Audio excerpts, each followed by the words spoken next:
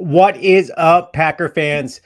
So, in this video, we have a special guest, none other than Craig Gurr from Sports Talk Detroit, a good friend of mine. And if you don't know who Craig Gurr is or Sports Talk Detroit, I suggest you click on his content, even if you're not a Lions fan, which I certainly am not a Lions fan and would never be a Lions fan. I would suggest clicking on his channel, subscribing to it. He's got so much good content. In fact, he's the one who really got me involved in this. I look up to him. That being said, and I'm not tall, so it's not that kind of look up. So I was going to say too, for a guy who hates the Lions so much, that's a beautiful blue microphone you have there. I just wanted to make sure. Yeah, yep. No, I appreciate that. No, that's really good. So here's the thing. I really want to talk about, so the Green Bay Packers and the Detroit Lions, and nothing fires me up more. Like literally, my blood is seriously, if I can put myself there right now, my blood will start boiling.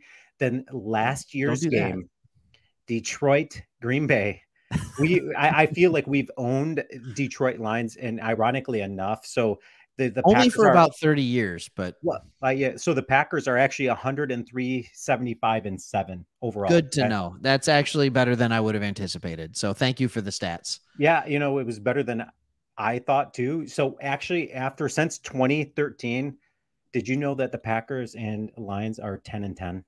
Ooh, I like that. And that since 2013, there's been a lot of bad Lions teams in the last decade. Yeah. So that just makes me now, to be fair, like 2 or 3 of those victories are last week of the season and you're resting starters. I just want to make that clear. No, man, yes, I was just about ready to say there's this big asterisk that goes along with it. Well, I don't know if it's just big, but yeah, I mean, it's, it's a tiny asterisk. I would like to know how many of those games actually were, when it really didn't matter for the Packers. I recall 2. Okay. Well, I'll take your word for that. Probably 3 or 4. But last year mattered. Last year mattered a big. Last year mattered a lot. Yeah, dude. And we're talking about a Detroit Lions team that swept Green Bay and Aaron Rodgers. I thought something I never would say out loud. In one season, they swept them. I swept them. Oh my gosh. Get the brooms out. And you know what? Here's the thing about Lions fans. It felt really good, but it was bittersweet because we beat you only to not go to the playoffs. And we knew going into the game. But here's the thing. When you're playing a rival and stuff like that's happening, you don't even care. Because during the game, you forget about all of that and you just want to beat the Packers. That's the beauty of rivalries. That's just the beauty of it. Now, I will say I hate the Bears much more than the Packers. I even dislike the Vikings more. So don't worry about that. I'll give you some honest feedback, but sorry. No, I appreciate this is your show. Go for it. No, man. Actually, so you bring up the Bears and you bring up the Vikings. Okay, two teams that are 0-3. Okay. Yeah, they are. Yeah, isn't that sweet? I love it. That's fantastic. It's nice. The view from the top is very nice. It's something we're not necessarily used to. But it's going to be good. It's going to be a good game. I'm excited to see what's going to happen. We got a little bit of the injury bug hitting us right now. But other than that, coming off a good win against the Falcons, you guys had a win against the Falcons, even opponents. No, we lost. We lost to the Falcons. Oh, I'm so sorry. Yeah, thanks for say that out loud. We gave up a 13-point. That's right. Yeah, no. Yeah, it was a rough fourth quarter, but you made up for it last week with a really good fourth quarter coming down from 17-0, right? Yep. So at least you got that. I sounded dumb for a second, but that's why I'm here for the Lions content. So. Do you know that I think the Lions, and correct me if I'm wrong, I think they had 7 sacks versus Atlanta. Oh, no, that's a correct number. Yeah. Yeah, that's a correct number. 4 from the D line, 3 from linebackers. It was fantastic because we could not get to the quarterback at all in the first 2 games. In fact, in the second game against the Seahawks, they had not 1, but 2 backup tackles in, and we produced nothing. I think there was 1 sack late in the game when it didn't necessarily matter. They were just trying to run around and take time off the clock. But it was really, really difficult to watch the first 2 weeks. And then it's like the floodgates open last week against a really, honestly good Atlanta Falcons offensive line. I actually think it's a good Atlanta Falcons team. I really do. I mean, it's a great team terrible, but outside of the quarterback. Yeah. No, I mean, obviously Detroit and Green Bay getting to, wins in the South, which I Yeah, think is a horrible division. I really do. But I think, honestly, I do think the Atlanta Falcons will be on top. What do you think? I I mean, who do you agree. think? Yeah, you do. No, I Okay. completely agree, especially if Carr's out for an extended period of time. I think Yeah. they said, what was it, like a sprain or something in the Yep. knee? So, I mean, you're Oh, talking what, 3-4 weeks probably with that. yeah. Unless he's Patrick Mahomes, then he's probably back tomorrow. Oh, geez. But I would say, yeah, I would say with the Saints not being healthy, I think you have to give the nod to the Falcons going forward and taking that division with a wonderful record of 9-8 or 10-7 or something Yep. like that. But Yeah. there's a lot of wins to be had in that division. They're going to beat up on each other, but not in the right way. Not like we saw in the NFC East last year, or like we are going to see in the AFC East this year. Like where just good teams are battling it out. It's Absolutely. going to be the opposite. Yeah. Yeah. So when we talk about the Lions and Packers from last season and that last game, okay, so there's a couple of things. So Packers look way different. The Lions look a little bit different, but the Sure. Packers dramatically look different, especially at the quarterback position. But not just that. I mean, defensively. So Rashawn Gary had 3 sacks for us this past week versus the Yeah, he's Saints. just getting healthy, right?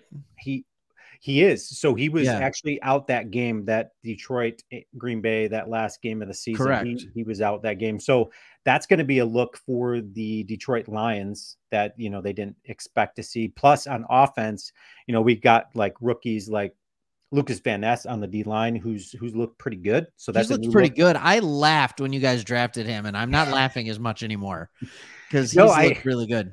Yeah, he does. He does. And so obviously, so here's a pick that I didn't know what to expect from Jaden Reed, but Jaden Reed out of Michigan State looks so good. He really does. And he's going to give Detroit some fits because the offense that Green Bay runs now under LaFleur's offense with Rodgers gone.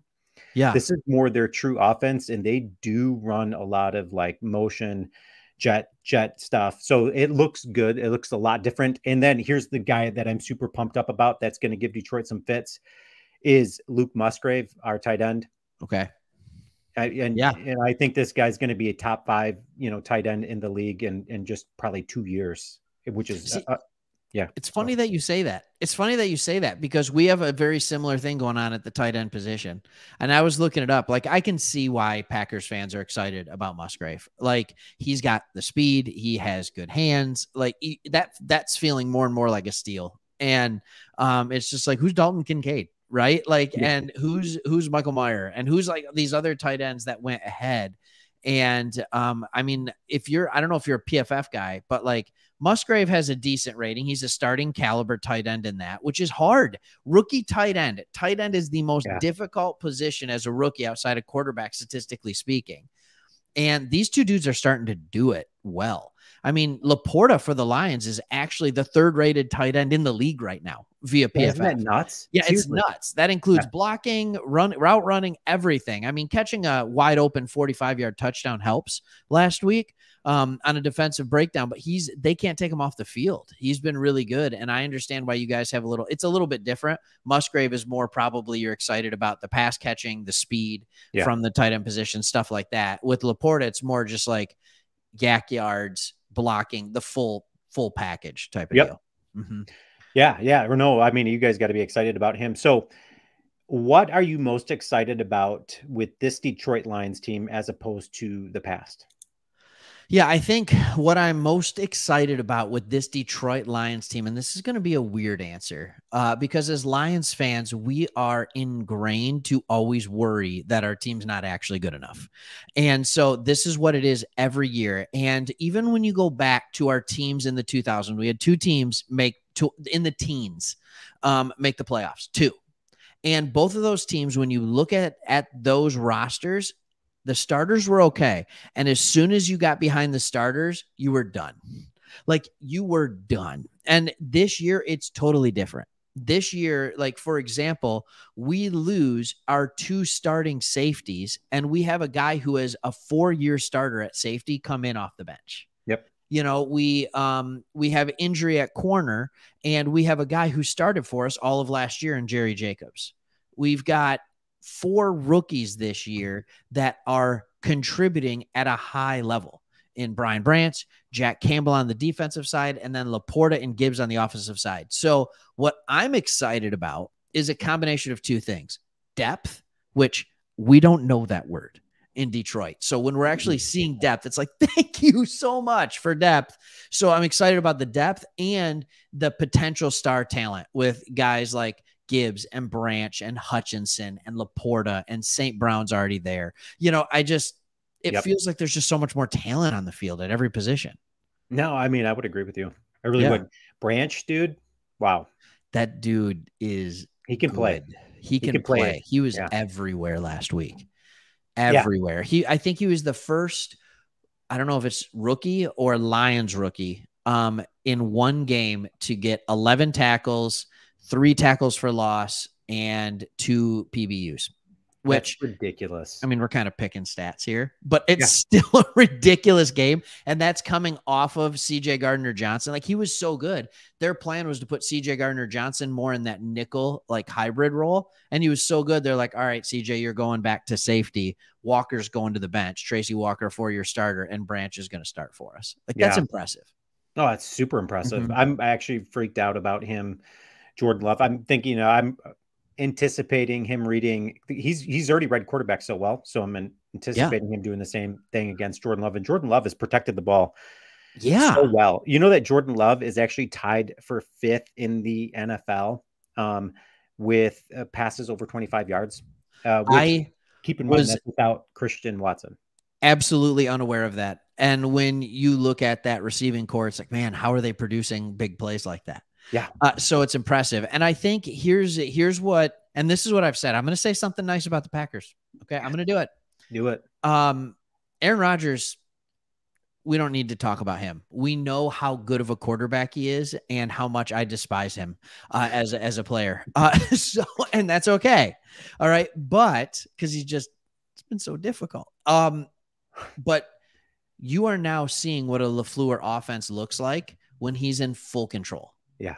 And the pre-snap motions and the way you're moving players, rolling out, like, it's a very complex offense, and it's looking a lot more like 2 offenses that play on the West Coast with the Rams and with the 49ers. I mean, it is starting to look a lot more like that. And I'm starting to wonder, and this is what I said before the season started about the Packers. I don't think it matters who your quarterback is. They're going to be decent, because I think it's kind of going to be like San Francisco, where whoever's here, we're going to plug them in and they're going to have some success because it's just a great system. Yeah. Yeah, absolutely. So have fun with that. Thanks a lot. Yeah, right. Exactly. So you mentioned earlier about the Detroit Lions and injuries and injury bug and all that stuff. Just real quickly, let us know, who do you think is going to be key for the Lions that they're going to be down going into this game Thursday? Yeah. I think CJ Gardner-Johnson is a loss. We made up for it against the Falcons, but that passing game was not great. And especially if you're talking about the Packers and being tied for 5th with most passing plays over 25 yards, like, that deep safety is important. He's an important and key piece in it. So what we're going to need, we have right now on our defensive back end, both Kirby Joseph and CJ Gardner-Johnson are hurt. Like, how long can you go without your 2 back end safeties and consistently not give up big plays? It's a lot to ask. Like, it's a lot to ask. Taylor Decker. And so he's our left tackle, and he had an ankle injury in the first game, played the rest of the game, and now he's been out. He's been out the last 2 games, but here's the deal. So we move Sewell to left tackle from right tackle, and then we bring in Nelson in against the Falcons. He hurts his ankle. So then we bring in a guy off of Dan Skipper, off of the practice squad. We had called him up earlier that week. He hurts a hamstring. So in the game, we are on our 4th tackle, and it is a rookie, Colby Sorsdahl, out of William and Mary, who played tackle in college, but he's only played guard so far his rookie year in the NFL. And that was our right tackle. So if Decker does not come back healthy, are you telling me that Rashawn Gary doesn't just eat him up as the right tackle, like, as he's playing there? Like, that could get nasty. We only had to do it for about 2 quarters. We had to do it for 1 half, and it was ugly for a quarter of that. Oh man, absolutely. So let's transition then into the Packers. So the Packers defensive line has been the biggest question mark going into this season. So the Packers have been Sure. terrible against the run, absolutely terrible against the run. Great. Love to hear it. Yeah, they've got studs there now. However, you know, a guy that came out of Detroit, Joe Barry, I can't stand him. I really don't like him as our D coordinator at I'm all. sorry. Yeah, right. I'm really sorry. Thanks for that, by the way. Yeah. So the Packers looked really good week 1 against the run. It was against a Bears team. So, you know, a lot of times people are saying, okay, the Bears suck. The Bears do suck, but the Bears do suck. They were number 1 last year, you know, yards, you know, per. Just not this year. But then the Falcons kind of took it to them in the run game, didn't they? Yeah. So the Falcons, they actually gave up 445 yards of offense. Okay. 445 yards of offense. That's stupid. So they make some adjustments, and this is a talented Saints team. Now, mind you, they're really kind of depleted at the running back position. They were. Yeah. But they gave up 252 yards of total offense. But that's also, you know, giving up only 10 points, you know, because 10 points of offense to the Saints, you know what I mean? So they looked a lot better, and they shut them out in the second half. They didn't allow the Saints to score. So the Packers can look really good. Sure. They're one of the better teams at getting pressure, but then once they get the pressure, great. But then what? You got to tackle. So yeah, exactly. So exactly.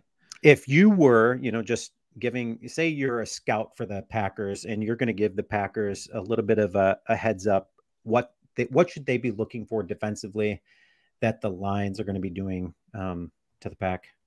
So that's a good question, and I think a lot of it depends on the health of David Montgomery.